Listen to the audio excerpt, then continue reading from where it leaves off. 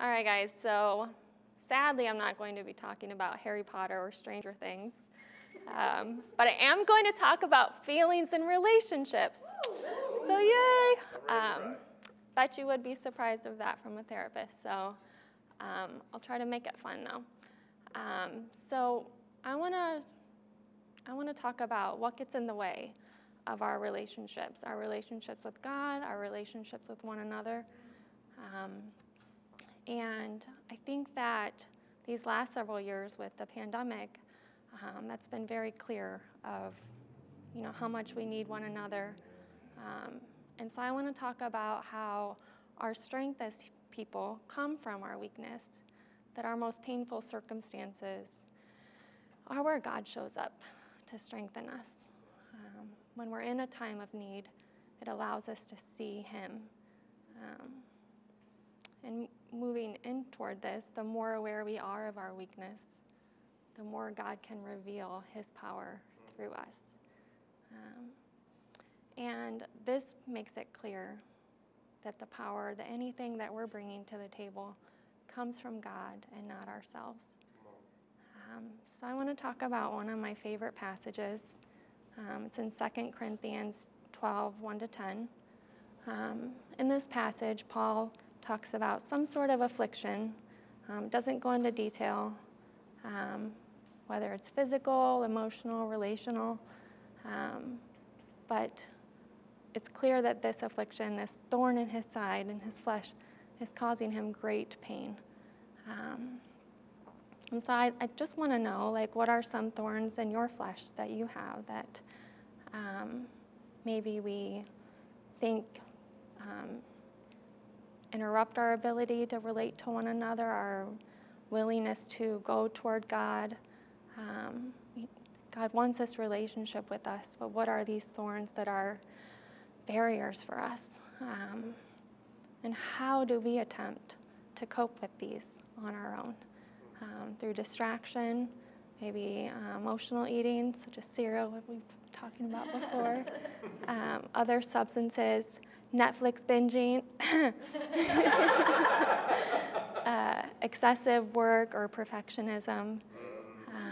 Stay out. What about avoidance?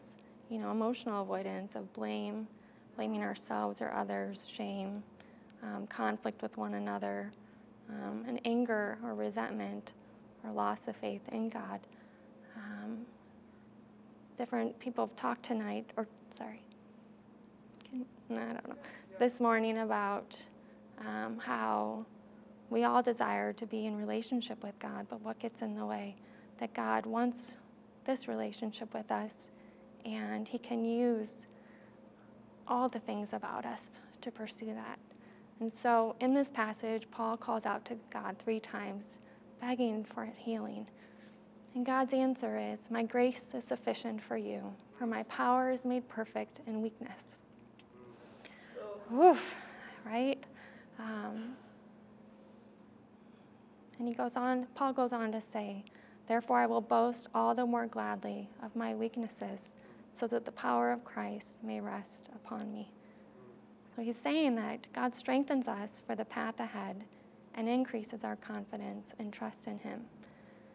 He's building that relationship with us, that spiritual and emotional intimacy, through these thorns in our side, these afflictions that we are desperate to solve, desperate to get rid of. This is how God is going to bring us closer to Him. For the sake of Christ, I am content with my weaknesses, insults, hardships, persecutions, and calamities. For when I am weak, then I am strong.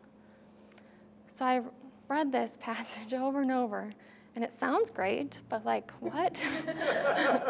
How do we do this? These things that are causing us so much pain in life, what do we do with that? Can we be willing to be vulnerable with God about our fears, our doubts, the pain that we're in? Can we be willing to move toward Him and allow Him to strengthen us rather than hide away in isolation or shame?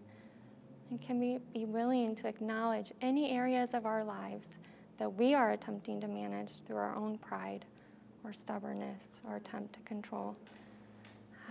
when we bring these things to the surface, we are allowing others to support us, which will then build our relationships with them. And so this week, who can you connect with to reflect on any thorns in your life? And who can you encourage to seek God's strength with what they're going through in their lives? I think that's it.